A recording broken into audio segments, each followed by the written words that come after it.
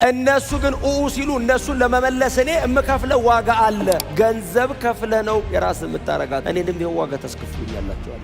ትታው ሄዳ ዋጋ የሚከፍለው እሱ ነው። እላው ሄደችው እሷ ናት። ገንዘብ የሚያወጣው እሱ። እኔ እግዚአብሔር ዋጋ አውጥቼ እመልሰዋል። እርሱ ሰብሮናልና እርሱም ይጠግነናል የሚለው በፍጹም እስከ መጨረሻ አልቆጣም። ይሄንን ሁሉ ከፍዬ ድጋሚ ህዝቤ እየጠራ እግዚአብሔርን እንወቅ እናውቀውም ዘንድ እንከተል።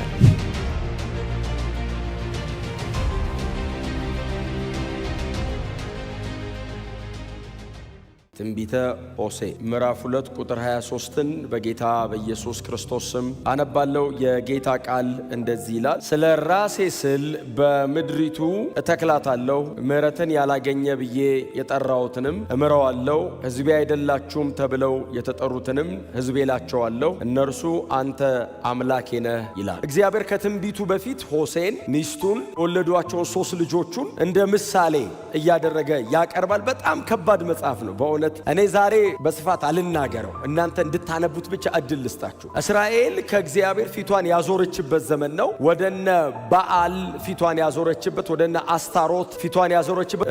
ሕዝቤ ፊቱን ከኔ ወደ አሕዛብ አማልክት አዙሮብኛል፣ እኔ ሕዝቤን እፈልገዋለሁ። ሂድና ትንቢት ተናገር ብቻ አይደለም አይደል ያለው ሆሴዕ። ሂድና ጎሜር የምትባል ሴት ሂድና ፈልገህ አግባ ይለዋል። ሆሴዕ ነቢይ ነው። እግዚአብሔር ቅዱስ ነው። ነቢያቶቹም በጣም ቅዱሳን ናቸው። እግዚአብሔርን ለማገልገል በዚያ ዘመን የተነሳ ሰው ነውና ተነስ ይለዋል። ሆሴዕ ብድግ ሲል ሂድና ጎሜር የምትባል ሴት አግባ ይለዋል። ያቺ ሴት በጣም አስቸጋሪ አይነት ህይወት ውስጥ የነበረች ሴት ናትና አግባ ይለዋል። እግዚአብሔር ሆይ ለምን ሲለው ሕዝቤ እስራኤል ከኔ እንዴት አድርጎ እንዳመፀ እኔ ደግሞ ምን ያህል እንደምፈልገው መልእክት ነውና እንግዲህ ሂድና አግባ የሚለው ትንቢት መልእክት ነው። እግዚአብሔር በግል ህይወቱ ላይ ገብቶ ማለት ነው። እግዚአብሔር በግል ህይወቱ ላይ ጣልቃ ገብቶ ሂድና አግባ ይለዋል። ሄዶ አገባ ይላል መጽሐፍ ሲናገር። ሄዶ ያገባት ሴት አግብቶ 3 ልጆች ወለዱ። 3 ልጆች ከወለዱ በኋላ ሆሴዕን ትታ ሄደች ይላል። ሌላ ቦታ ሄደች ይላል እና በኃጢአት ሌላ ህይወቱ ስትገባ ሆሴዕና ልጆቹ እጅግ በጣም ልባቸው ተሰብሮ ያዝናል። እግዚአብሔር ሆይ አግባ ብለኝ ይኸው ተመልሰ ሄደች ሲል እግዚአብሔር እንደዚህ ይለዋል፣ ተመልሰ ሂድ ይለዋል። ወዴት? ወደ ጎሜር ሂድ ይለዋል። ከዛስ በገበያ መካከል በገንዘብ ግዛትና መልሳት ይለዋል። እግዚአብሔር ሆይ እንዴት አይነት ነገር ነው የምታዘኝ ሲል ሕዝቤ እስራኤል ኃጢአት ሰርቶ ሲያምፅ እኔ አምላኩ እግዚአብሔር እንደገና እንደምዋጀውና የራሴ እንደማደርገው መልእክት ነው ይለዋል። ኦፍ ኮርስ እኛ አሜን ነው የምንለው። ሆሴዕ ነው የማይለው እንጂ እግዚአብሔር ሆይ ጥላኝ ሄዳ ትታኝ ሄዳ እዚያ ሌላ አይነት ህይወት ውስጥ ገብታ እና ቃል በቃል እንደዚህ ሆናለች ሲለው ሂድና ይለዋል። በገበያ መካከል ነው የሚለው። በገበያ መካከል ሂድና በዚህ ጥሬ ብር ዋጃት እንደገና ውሰዳት ይለዋል። መጽሐፍ ሲናገር የልጆቹን እናት ሚስቱን በአደባባይ ሄዶ በገበያ መካከል ገዛት ይላል። ዋጋ አውጥቶ በገበያ መካከል ገዛትና መለሳት። ወደ ቤቱም አላስገባትም፣ ለብቻዋ እንድትቀመጥ አደረጋት። ከዛ እግዚአብሔር መጥቶ ለሆሴዕ መልእክት ይነግረዋል። ሕዝቤን እስራኤልን እንደገና ወደ ራሴ እመልሰዋለሁ። ታዲያ ሂድና ተናገር፣ በድላችሁኛል፣ አሳዝናችሁኛል፣ ልቤን ሰብራችሁታል። አዎ እኔ አምላካችሁ እግዚአብሔር ታማኝ ሆኜ እያለሁ እናንተ እምቢ ብላችሁ ተመለሳችሁ ሄዳችሁብኛል። አዎ ተመልሼ ዋጋ ከፍዬ ገንዘብ አረጋችኋል። ክብር ለእግዚአብሔር ይሁን። እኔ ግን ይሄንን የማደርገው ዝም ብዬ አይደለም። አንፈልግህም ብለው ጥለውኝ ነው የሄዱት። ስመልሳቸው እንደሄዱበት ዝም ብዬ በቀላሉ አልመልሳቸውም። ዋጋ ያስከፍሉኛል። ሲሄዱ ዝም ብለው ነው የሚሄዱት። ጥለውኝ ሲሄዱ አይነግሩኝም። ትተውኝ ሲሄዱ አያማክሩኝም። እግዚአብሔር ሆይ ጥዬ ልሄድ ነው አይሉኝም። ራሳቸውን የማገኛቸው ቤተ ጣዖት ውስጥ ነው። ከነዓናውያን አማልክት መሃል አገኛቸዋለሁ። እነሱ ግን ሲሉ እነሱን ለመመለስ እኔ የምከፍለው ዋጋ አለ። ለዚህ ማስረጃ የሚሆነው ሆሴዕ ሄደ ተነስታ ብን ብላ ሄደችውን ሚስትን ብን ብላ መመለስ አትችልም። ዋጋ ታስከፍልሃለች። የወሰዷት ገንዘብ ይቀበሉሃል። ገንዘብ ከፍለ ነው የራስ የምታረጋት። እኔንም ይሄን ዋጋ ታስከፍሉኛላችሁ አለ እግዚአብሔር። ስትሄዱ አትነግሩኝም፣ ስትመለሱ ዋጋ ታስከፍሉኛላችሁ። ላንብብላችሁ። ምዕራፍ 3 ላይ ቁጥር 2 እንደዚህ ይላል። ስለዚህ 15 ሰቅል ጥሬ ብርና በአንድ ቆሮሶ ተኩል መስፈሪያ ገብስ ገዛዋት። እግዚአብሔር ሉዓላዊ ነው። ተጭኖት መጣ። ሆሴዕ ምሕረት አርግላት አለው። እግዚአብሔር ሲል ሕዝቤን ልምር ነው ያለው። ሂድና ግዛ ሲለው ገንዘብ አወጣ ሆሴ ከቤቱ ይሄን ያህል ሰቅል እህል ያዝ አለው። ከዛስ በቃ የሚተመንብህ ይደርስብሃል። ትታው ሄዳ ዋጋ የሚከፍለው እሱ ነው። እላው ሄደችው እሷ ናት። ገንዘብ የሚያወጣው እሱ። ከፈልኳል፣ ገዛዋታል፣ በአደባባይ ገዛዋታል። ይሄን አንድ አይነት ቃል የተመሰላችሁ መተገኙት አንድ አይነት ቃል ኤፌሶን ምዕራፍ 1 ቁጥር 7 ላይ በደሙ በተደረገ ቤዛነት እንዲያው በጸጋ ይጸድቃሉ የሚል ቃል አለ። በደሙ በተደረገ ቤዛነት የሚለው ቃል ሉትሮ የሚለው ቃል ክፍያ ማለት ነው ትርጉሙ። ባይዘው እኛስ እንዲያው በጸጋ ነው የጸደቅ ነው። እግዚአብሔርስ ከፍዬ ነው። ምን ከፈልክ? ደም።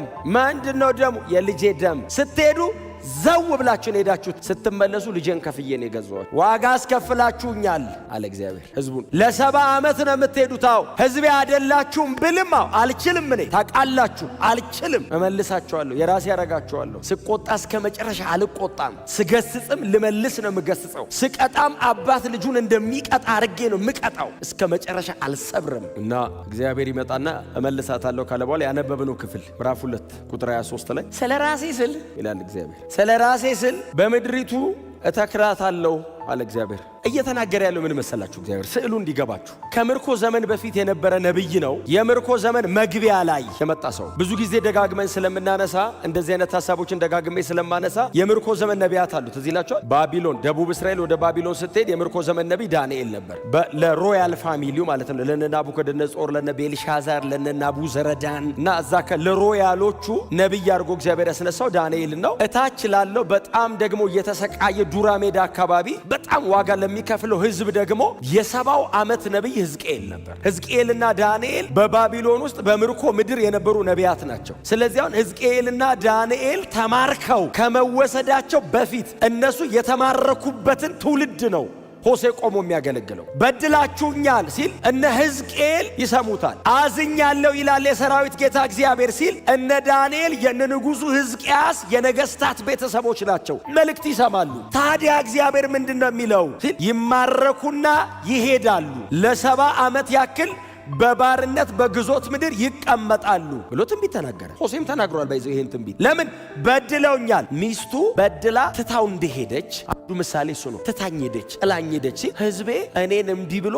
አምጾ ወደ ባዕድ አገር ይሄዳል። በዚያስ ለ70 ዓመት ይማረካል፣ ይሰቃያል፣ ዋጋ ይከፍላል ብሎ ሲጮህ እኔ እግዚአብሔር ዋጋ አውጥቼ እመልሰዋል። ወዴት? ወደ አባቶቹ ምድር። ቁጥር 23 እሱ ነው። ስለ ራሴ ስል፣ ስለ ስሜ ስል፣ ስለ ኪዳኔ ስል ሕዝቤን አምጥቼ በዚህ ምድር ላይ እተክለዋለሁ። ምህረት ያላገኘ የተባለውን እምረዋለሁ። ምህረት ያላገኘ ብዬ የጠራሁትን እግዚአብሔርን የጠራው ሕዝቡን አልምርም አለ እግዚአብሔር። ይህንን ምህረት ያላገኘ ብዬ የጠራሁትን ሕዝቤን እምረዋለሁ፣ ሪስቶር አረጋለሁ፣ እንደገና እምረዋለሁ፣ እመለስለታለሁ አለ እግዚአብሔር። ይሄም አልበቃውም፣ ቀጠለ። ሕዝቤ አይደላችሁም አለ እግዚአብሔር። መጣና ኃጢአታቸው ጣራ ሲነካ ጠርዝ ላይ ሲደርስ እግዚአብሔር መጣ እንደዚህ ሕዝቤ አይደላችሁም። ባለፉት ሳምንታት ደጋግሜ አንስቻለሁ አንድ ቃል። እኛ ክቡር ነን፣ እኛ እንደዚህ ነን ሲሉ እስራኤላውያን ወደ ኋላ ሄጄ ከየት እንደመጣ ዘርህን ልንገርህ እንዴ አለ እግዚአብሔር። ትዝ ይላችኋል። አባትህ ኬጢያዊ እናትህ አሞራዊ እኮ ናት። ከዛ ከከነዓን ምድር አይደል የጠራኋቸው? እነሱንስ ከከለዳውያን መንደር ከኡር ከጣዖት አምልኮ እኮ ነው አብርሃምን የጠራሁት። አብርሃም እኮ ምርጥ የተባለው እኔ ጠርቼው ነው። በራሱ ምርጥ አይደለም፣ እኔ ነኝ የጠራሁት አብርሃምን። ከዛ እግዚአብሔር እየበደሉ ኃጢአት እየሰሩ ሲያስቸግሩት ሕዝቤ አይደላችሁም እንደውም ወደ ኋላ መለሳለሁ። ከነዓናውያን አይደላችሁ እንዴ እናንተስ ብትሆኑ? አሕዛብ አይደል? ቅዱስ ያልኳችሁ እኮ ቀድሼ ነው። ልዩ ያልኳችሁ እኮ ለይቼ ነው። ክቡር የተባላችሁት በመካከላችሁ እኮ አድሬ ነው። እንደውም ሕዝቤ አይደላችሁ ያልኳችሁን መጽሐፍ እንደሚል ከፍጥረታችሁ የቁጣ ልጆች እግዚአብሔር አልፈልገውም፣ አሳልፌ እሰጣለሁ። እኔ መሳፍንት መጽሐፍ ላይ በጣም ምፈራቸው ክፍሎች አሉ። ምናልባት የሶምሶንን ታሪክም ስለሰበኩት በጣም ምፈራቸው 7 የተጠቀሱ ቃላት አሉ መሳፍንት መጽሐፍ ላይ። 7 ጊዜ ነው የገባው። እግዚአብሔር ሕዝቡን ተወ፣ እግዚአብሔር ሕዝቡን አሳልፎ ሰጠ፣ እግዚአብሔር ሕዝቡን በጠላቶቹ እጅ ላይ ተዋቸው ይልና አንድ ቃል አለ፣ በጣም የሚያስፈራ ቃል። እግዚአብሔር ሕዝቡን ሸጠ የሚል ቃል። ሸጠ ማለት እግዚአብሔር ዋጋ ተደራድሮ ይሄን ያላምጡ ይሄን ያል ማለት አይደለም። አልፈልግም ማለት እግዚአብሔር ምን ነው? ብምር ይቅርብል አስቸገሩኝ እና እንኩ ብዬ ለጠላቶች ከእጄ ላይ እንደ እግዚአብሔር ያለ ማንም የለም። ሸጠ የሚል ቃል ታነባላችሁ። ከዛስ ሕዝቡ ጮኸ ይላል፣ እግዚአብሔርስ ተመለሰ ይላል። የሚቃጠል ጨጓራ የለውም እግዚአብሔር። እኛ ብንሆን ለዘላለም ተቆራርጠን ነው የምንቀረው። እግዚአብሔርስ ስንል ይመጣና ኑ ሹጡ አይደለም እኮ የሚለው ያስጮኸንን ይመታዋል ከኋላ። ለምንድን ነው እንደዚህ የምታሰቃያቸው? ጠላትን ተበቅሎ እንደገና ክሶ ልጆቼ ሲል እኛስ እዚህ ውስጥ ገብተን ሲሞቀን እንበጠብጣለን። ሰለቸኝ እጁ ብቻ ምንድነው ዝም ብሎ መና የሚያበላኝ ምግብ ቀይርልን ይላሉ። ሕዝቤ አደላችሁም እላችኋለሁ ብዬ ነበር። ተናግር ሕዝቤ አደለም ብዬ ነበር። አሁንስ የተጠሩትን ሕዝቤ እላችኋለሁ፣ እነርሱ አንተ አምላኬ ነህ ይሉኛል። እዚህ ሆሴ መጽሐፍ ላይ ነው እርሱ ሰብሮናልና እርሱም ይጠግነናል የሚለው። እኔ ስሰብር ድቅቅ አላረግም፣ እንደምጠግነው አድርጌ ነው የምሰብረው። እግርህን ስሰብር ከአጠገቤ እንዳሸሽ ፈልጌ እንጂ ሰባራ ላረጋህ አይደለም። መልሼ እኮ ጠግነሃለሁ። ስትበሳቅ ደግሞ ፈውሰዋለሁ። የሚጤስ ጧፍ አላጠፋም፣ የተቀጠቀጠ ሸንበቆ አልሰብርም። ድቅቅ ብላችሁ ስትመጡብኝ ቅንጥስ አላረጋችሁም፣ ጠጋግኜ እንደገና አቆማችኋል። አይ ጠፍቷል፣ በቃ የለም ሊሞት ነው ሊያልቅለት ነው ሲባል እንደሚጤስ ጧፍ ሲሆን እንደምንም ብዬ አሟሙቄ እሳት አረገዋለሁ። በፍጹም እስከ መጨረሻ አልቆጣም ይልና እንደዚህ ይላል፣ የሳተ አይመለስምን? የደከመስ አይነሳምን? እኔ እግዚአብሔር አልመልሰው። የሳተው ከኔ ነው፣ የሄደው ከኔ ነው፣ እምመልሰው እኔ ነኝ ይላል እግዚአብሔር። ስትሄዱ ንገሩኝ እኮ ነው እግዚአብሔር እኮ የሚለው። አትሊስት ስትሄዱ ንገሩኝ፣ ተመለሱ ላለው። ስትሄዱ አትናገሩም። እዛ በአድ ምድር ሄዳችሁ ትጮኻላችሁ፣ ዋጋ ታስከፍሉኛላችሁ አለ። በቀደመው ኪዳንስ ችግር የለውም፣ ይሄን ያህል ቆሮሶ ምናምን እየተባለ ይሄን ያህል ሰቅል ይገዛል። አዲስ ኪዳን ነው እግዚአብሔርን ዋጋ ያስከፈለው። ያኛው ስለ 70 ዓመት ምርኮ ሄደውበት ነው። አሁን እኮ ለዘላለም ሞትና ጥፋት ነው ሰው የተጋዘው። አይ ያኔ በ15 ሰቅል ትመልሰዋለ። አሁን አይመለስም። መመለሻው አንድ ብቻ ነው። ያኔ ሆሴ ነው ሚስቱን የመለሳት። አሁን እግዚአብሔር የማይቆጠር ሕዝብ ሊመልስ ፈለገ። ሆሴ የክርስቶስ ምሳሌ ነው። አብያው ያዛል፣ የክርስቶስ ምሳሌ ነው። ያገባት ሴት ደግሞ በዚህ በክርስቶስ ኢየሱስ በኩል ሊታረቀው የወደደው ሕዝብ ነው። በጣም ቀጥተኛ ነው። እናንተ ግቡና የሆሴን መጽሐፍ አጥኑት። ሪዴምቲቭ ፕሮግራም ይገርማቸዋል። የእግዚአብሔር የቤዛነቱ ሥራ፣ የማዳኑ ሥራ፣ የተሄደው መንገድ፣ ርቀት፣ የተከፈለው ክፍያ። እኔ በእውነት ነው የምላችሁ ከምዕራፍ 4 ጀምሬ ሳነበው ይሄ ዘመን የተደገመ ነው የሚመስላችሁ። ሕዝቡ ይሰራ የነበረው ሥራ አንድ አይነት ነው ከዚህ ዘመን ጋር። አመጹብኝ የሚለው እግዚአብሔር በጣም ተመሳሳይ ነው። ስለዚህ እግዚአብሔር ዋጋ ከፍዬ እመልሳችኋለሁ አለ። እመልሳችኋለሁ ግን ዋጋ ከፍዬ ከመለስኳችሁ በኋላ ስትመለሱ በብዙ ዋጋ መክፈል ነው የምትመለሱት። ከተመለሳችሁ በኋላ ግን በምተክላችሁ ምድር ላይ ደግሞ የምትኖሩበት አይነት ደግሞ ሕይወት አለ ይላል። ተመልሶ መሄድ አይቻልም ይላል። ሆሴ በጣም ዋጋ ከፈለ ከእግዚአብሔር ጋር አብሮ። እቺን ሴት ለመመለስ ሆሴ ያየው ዕዳ አይደለም፣ የተሰቃየው ሲቃይ። አንዳንዱ እኮ አይጻፍም፣ አንዳንዱ አይጻፍም። እግዚአብሔር እንዲጻፍ የፈለገውና ለጥቅማችን የሚሆነው ይጻፋል እንጂ አንዳንዱ አልፈው የሚወስናቸውን ውሳኔዎች፣ የሚራመደውን እርምጃ፣ የሚጨክነውን ጭካኔ አይጽፈውም። አንድ ሰው ወደ ቤቱ ለመመለስ የሚከፍለው ዋጋ። እግዚአብሔርን ግን ይዩት።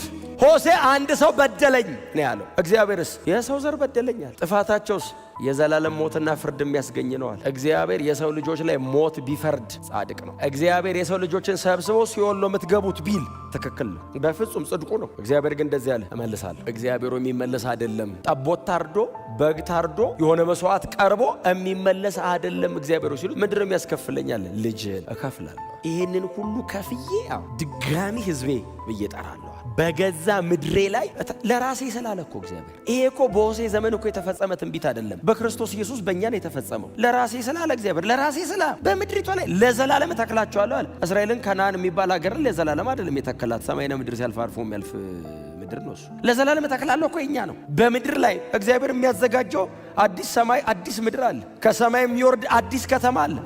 ስለ ራሴ ስላለ እግዚአብሔር ያልተማረ የተባለውን ምሬ ሕዝቤ አይደለም ያልኩትን ሕዝቤ ነው ብዬ እነሱ አምላካችን ብለው በምድር ላይ ለዘላለም ከኔ ጋር እተክላቸዋለሁ። ይህንን አደርገዋለሁ አለ እግዚአብሔር። ምን አድርገ ሲባል እምከፍለውን በሙሉ ከፍዬ የሚያስወጣኝን በሙሉ አውጥቼ ማድረግ ያለብኝ አደርጋለሁ አለ። አልመለስም። ብዙ ያስከፍላል፣ እከፍላለሁ። አንድ ልጅን እሰጣለሁ። ልጅ መስቀል ላይ ያጣጥራል። አሁን በ15 ሰቅል እህል አይደለም ልጅ ነው ያጣጥር። አደርገዋለሁ፣ እመልሳለሁ። ሕዝቤ ለዘላለም ከኔ ጋር እንዲኖር በአዲሲቱ ምድር ላይ እተክለዋለሁ። ሕዝቤ የኛ ነው። ስንሄድ አልነገርነውም። ሲመልሰን ብዙ ዋጋ ከፍሏል። ኦልሬዲ ተመልሰናል። ከዛ በኋላ ግን ማስጠንቀቂያዎች ይነግራቸዋል። ከተመለሳችሁ በኋላ ተጠንቀቁ። ከዚህ በኋላ በማስተዋል ተራመዱ። በጣም በጥንቃቄ በማስተዋል ተራመዱ። ከዚህ በኋላ ካላስተዋላችሁ የምትከፍሉት ዋጋ ምናልባት ድጋሚ እኔ ከዚህ በኋላ ልከፍለው ላልመጣ እችላለሁ ይላቸዋል። ምዕራፍ 4 ቁጥር 17 አካባቢ ብትሄድ የማያስተውል ሕዝብ ይገለበጣል። ከዚህ በኋላ ካላስተዋላችሁ አሁን ስንሄድ አላወቅንም ካላችሁ ስመልሳችሁ እያወቃችሁ ነው አላቸው። ከዚህ በኋላ አረማመዳችሁ፣ አረጋገጣችሁ፣ አካሄዳችሁ በሙሉ በጥንቃቄ መሆን አለበት። በእውቀት መሆን አለበት። በመረዳት መሆን አለበት። ድናችኋል? አዎ። እንድትድኑ የተከፈለ ክፍያ አለ፣ በጣም ትልቅ። ከዳንን በኋላስ በጥንቃቄ መራመድ አለበት። ፊገራቲቭ ነው። በስዕላዊ በጣም ምሳሌያዊ በሆነ መንገድ ነው ሆሴን ያቀረበው። ቅዱስ እግዚአብሔር ምህረት አደረገ። ምዕራፍ 7 ቁጥር 8 ላንብብላችሁና ልጨርሰላችሁ። ምዕራፍ 7 አንድ ምዕራፍ 6 የመጨረሻዋን ቁጥር ላንብብላችሁ። እንደዚህ ይላል። የመጨረሻዋ ቁጥርና የምዕራፍ 7 ቁጥር 1 ነች። ሕዝቤን ከምርኮ አገር በመለስኩ ጊዜ እስራኤልን በምፈውስበት ጊዜ ይላል። ይህን ሁሉ ተበድያው ከምርኮ አገር ሕዝቤን እመልሳለሁ፣ ከመለስኩ በኋላስ ሕዝቤን እስራኤልን እፈውሰዋል አለና እባካችሁ ተመለሱ፣ ታገሱ ይላል። ወደ ምዕራፍ 6 ልመለሳችሁ አንድ ወደ ኋላ። ምዕራፍ 6 ቁጥር 3 ለምብላችሁ እግዚአብሔርን እንወቅ እናውቀውም ዘንድ እንከተለው። አሁን አትርፌያለሁ፣ ሕዝቤን ሪስቶር አድርጌያለሁ፣ ግንኙነታችንን መልሻለሁ። ከዚህ በኋላስ እግዚአብሔርን እንወቅ እናውቀውም ዘንድ እንከተለው። አሕዛብ የወሰዱባችሁን የተበላውን ዘመናችሁን እንዳትደግሙ ይላቸዋል እግዚአብሔር። ዘመናችሁ 70 ዓመት ተበልቷል፣ እንዳትደግሙ ከዚህ በኋላ በጥንቃቄ ኑሩ ይልና አንድ በጣም ዝነኛ ጥቅስ አለ ምዕራፍ 7 ላይ ቁጥር 8ና ቁጥር 9 ላይ ኤፍሬም እንዳልተገላበጠ ቂጣ ነው። 70 ዓመት ሙሉ ተቃጥሎበት ስቲል እንዳልተገላበጠ ቂጣ ነው ይልና ቁጥር 9 ምንድን ነው የሚለው? እንግዶች ጉልበቱን በዘበዙ፣ እርሱ ግን አላስተዋለም። ጠጉሩ ሽበት አወጣ፣ እርሱ ግን ልብ አላለም። ጌታ ይጠብቀን። መልሻለሁ፣ ይቅር ብያለሁ፣ አድኛለሁ፣ ዋጋ ከፍዬ ገንዘብ አድርጌያለሁ። ከዚህ በኋላ ኤፍሬም አለ አቤት አለ። ሰሜን እስራኤል አቤት ሲል እንዳልተገላበጠ ቂጣ ነው ማለት ምን ማለት ነው? እህቶች በአንድ በኩል አሯል፣ በአንድ በኩል ስቲል ሊጡ ነው አይደል? ከዛ ምንድን ነው ጸጉሩ ሸበተ፣ ጉልበቱ ተበዘበዘ ይልና እሱ ግን ዘመን አልቆ እድሜ አልቆ ጉልበት አልቆ ስቲል ማቹር አላረገም። ቀጥሎስ ኢቭን አላወቅ። እንዳልተገላበጠ ቂጣ ነው። በአንድ በኩል ማረር፣ በአንድ በኩል አለመብሰል ብቻ እኮ አይደለም። እንደዛም ሆኖ ምንም አይመስለው። እስቲ አሁንም ምንም እንደዚህ እንዳትሆኑ ነው እያላችኋለሁ። ዋጋ ከፍዬን የገዛሁት ሕዝቤን በጣም ዋጋ አስከፍላችሁ እኔ የገዛኋችሁ